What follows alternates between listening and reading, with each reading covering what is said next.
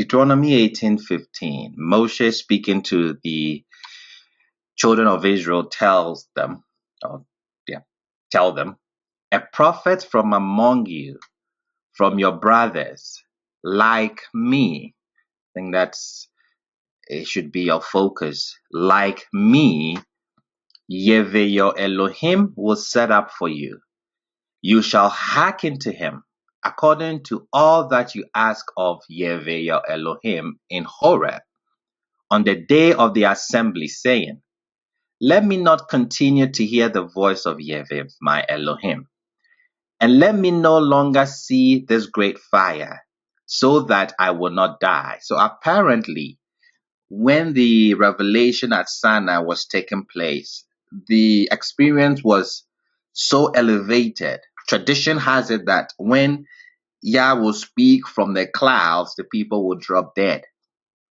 And then he revives them, and then he would speak again. That was the impact that they had. So here, Moshe is telling them, Moshe is not going to live with them forever. He's going to die someday. And the people are concerned. After Moshe, who's going to lead us? And Moshe is telling them that, yes, somebody is going to come. Somebody is going to lead. Somebody that's going to be from within the community, just like him. He's going to lead. And then he's telling them what actually brought about this kind of leadership, or this kind of intermediary or a leader. When the revelation was happening, he's saying, and you said, let me not continue to hear the voice of Yahweh, my Elohim, and let me no longer see this great fire, so that I will not die. And Yahweh said to me, 17, they have done well in what they have spoken.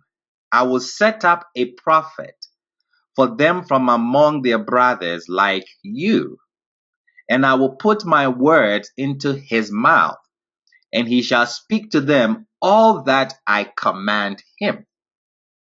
And it will be that whoever does not hearken to my words that he speaks in my name, I will exact it of him. So you see that phrase, in my name. Look at verses 19 again. And it will be that whoever does not hearken to my words that he speaks in my name, I'll leave that for another topic, I will exact it of him. So this is where the question comes from. Moshe is telling us that after me, there's somebody who's going to come. He's going to be a prophet, and Yah is going to put his words in his mouth. When he speaks, he's not speaking his own words. He's speaking the words of Yah. Okay. So this is what Moshe tells us. In the book of Acts, when you come to the New Testament, in the book of Acts, Acts chapter 3, it's not supposed to be Tanakh. It's supposed to be King James Version. Forgive me. Acts 3:22, for Moses truly said unto the fathers, a prophet shall Yahweh your Elohim raise up unto you of your brethren like unto me. Him shall ye hear in all things whatsoever he shall say unto you. So the book of Acts, Luke, who is said to be the writer, is saying that Yeshua is this person that Moshe spoke about. And he continues in 23. And it shall come to pass that every soul which will not hear that prophet shall be destroyed from among the people. Yea, and all the prophets from Samuel and those that follow after, as many as have spoken, have likewise foretold of these days. Have you noticed that Luke starts the prophets from Samuel? That should raise some questions. Why does Luke start from Samuel? Because the first prophet after Moshe was Joshua. Prophets, their job description is not to tell the future. Prophets are the mouthpiece. And Navi is Nevuah, It means to speak, to foretell. You are the mouthpiece. So Acts 24 should start from Joshua, not Samuel. There were prophets way before Samuel. So something to pay attention to when we are putting everything together. So is Jesus' narrative similar to the life of Moshe? If the prophet is supposed to be like unto Moshe, or if the prophet is supposed to be like Moshe, then we have to find out, how did Yah look at Moshe? How does the text see Moshe? And does anybody compare with Moshe? Is Jesus' narrative similar to the life of Moshe? You would understand why I posed the question this way, because one of the Synoptic Gospels portrays that. So we're going to check it. Okay. You remember our diagram from our last two sessions where we labeled what books were written first, where they were written, when they were written, the other sources, hypothetical sources, the M, the L, the Q. I had mentioned that most of the time when we read the text, we put Matthew, Mark, Luke, John together and we try to read it that way. And I said, if you do that, you have created your own gospel. Because when Mark was writing, he was not thinking about Matthew or Luke. So let's go back into time. Mark is written first, according to majority of the scholars. Some do hold that Matthew was written first, and there are debates. But most of the scholars agree that Mark is written first. So now I want you to go back into time. And the only book that you have access to is the book of Mark. 35 to 40 years after the happenings of Yeshua, he's come on the stage, he's died. The only book you have access to is the book of Mark.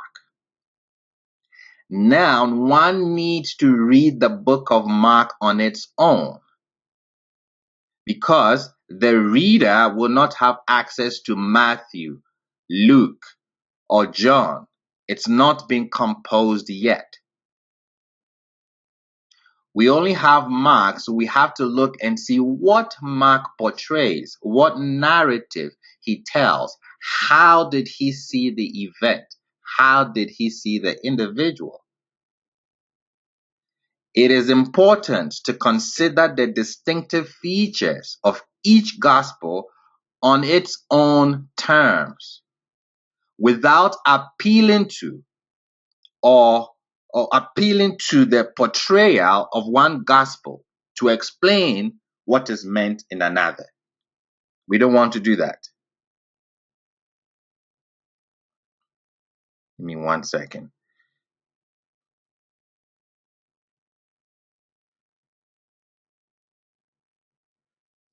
Okay, let me turn off my phone.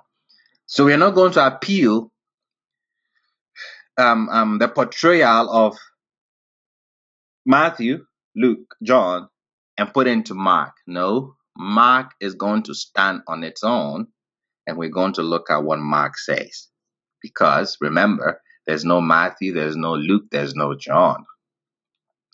The book of Mark is attributed in Christian tradition to John Mark, the personal secretary of the Apostle Peter. The book of Mark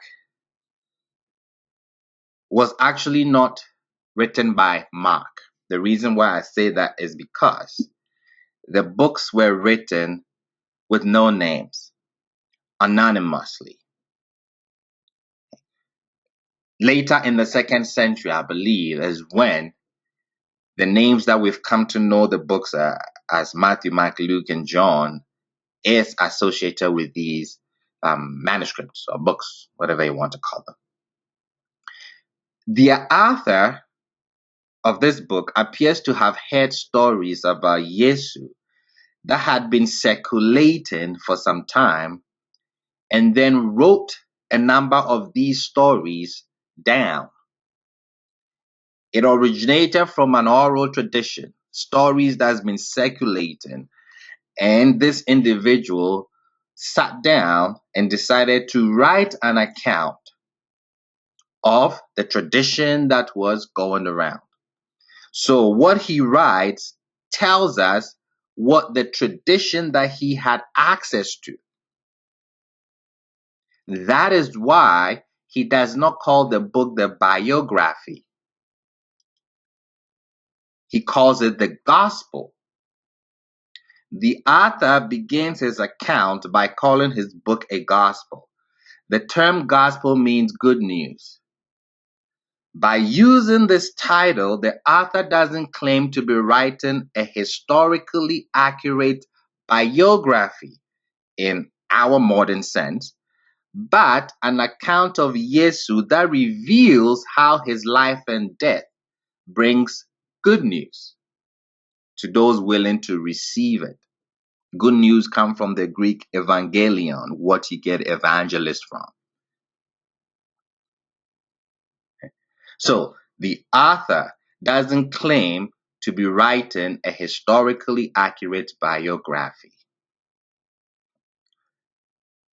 Mark, or the author of the book of Mark, begins his narrative through a series of stories that are meant to demonstrate Yesu's credentials as the uniquely authoritative Son of God. He is announced by a Hebrew prophet, John the Baptizer. And Mark tells us that this is done as a fulfillment of the Hebrew scripture. After he's baptized by John, so he's announced and then he's baptized by John. After he's baptized by John, he goes into the wilderness to do battle with the devil and the wild animals, and he returned unharmed. He then immediately begins his public ministry by acting in ways that reveal his great power. Remember, Mark is trying to portray his authority.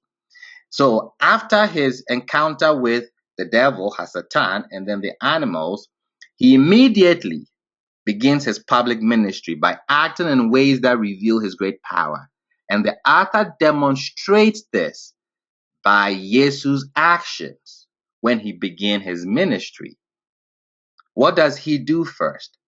He walks along the Sea of Galilee and sees two brothers, Simon and Andrew, fishing, and calls them and says to them, "Come follow me, I will make you fishers of men." They drop their nets and follow him without asking any questions, demonstrating Yeshua or Yesu's authority. Same thing happened with James and John, another two brothers, who leave behind their father Zebedee, dropping everything to follow Yesu. What is the picture painted here by the author of the book of Mark? Yesu called people and they follow without asking questions, demonstrating his authority. The author doesn't leave it there. He also portrays Yesu not only as having authority over people, he was also an authoritative teacher.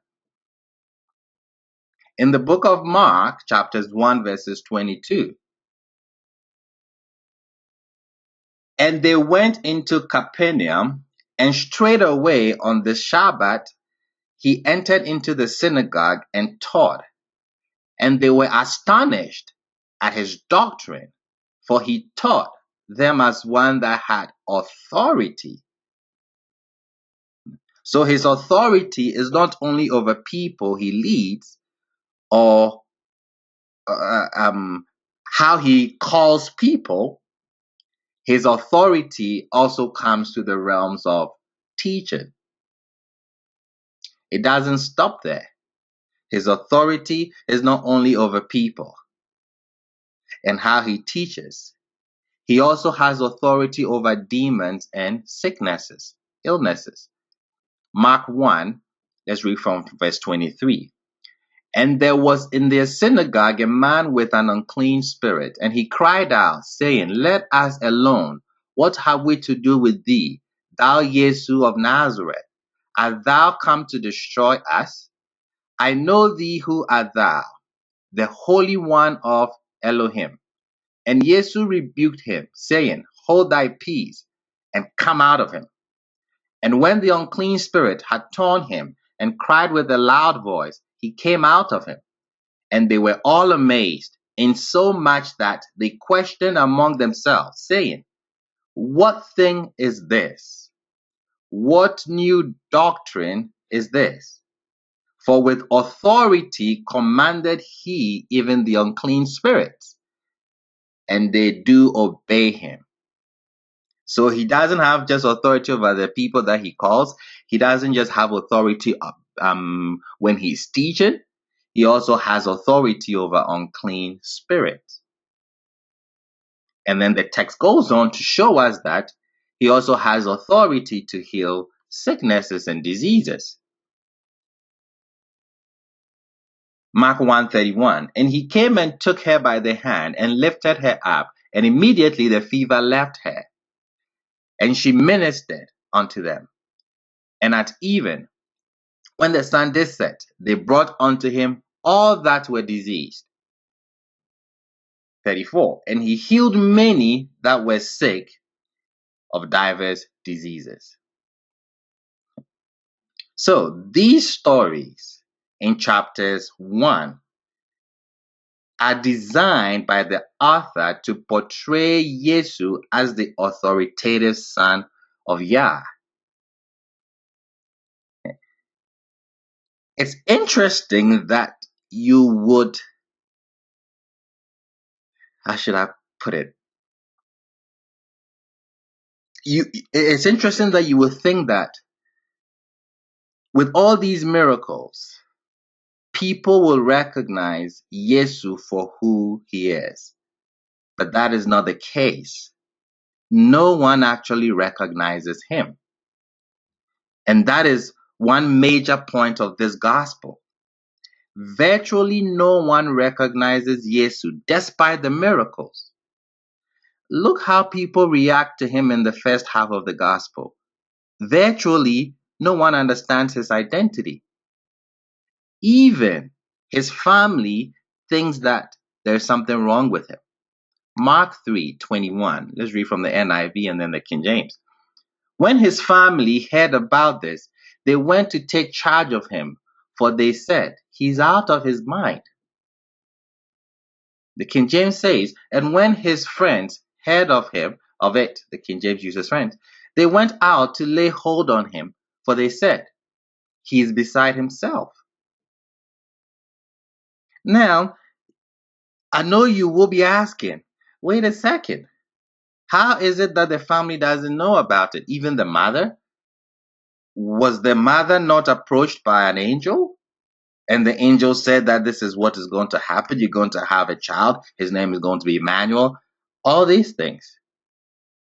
Well, you shouldn't make that mistake. Remember where we started from. In this account, in this first account, there is no account of Yesu being born to a virgin in Bethlehem. It doesn't begin with a virgin birth. It begins with being baptized by John. So the person reading this doesn't have a concept of a virgin birth. That comes later when Matthew and Luke wrote. Mark doesn't have that tradition. So you cannot import that tradition here into the book of Mark. His family think that there's something wrong with him because they have no clue of a virgin birth, including the mother or the father. The narrative begins with the baptism by John. There is no account here of Mary knowing anything about Yesu before his birth. Well, she did know about it because Matthew and Luke talks about it, because you read Matthew and Luke. Those books have not been written yet. We have to read each gospel on its own terms. The Gospel of Mark is written to people who don't know Matthew and Luke. In this gospel, his family thinks he's out of his mind. Now, it was not just his family actually. We are told that the people from his hometown can't understand what he's doing because to them, he's just the carpenter's son down the street.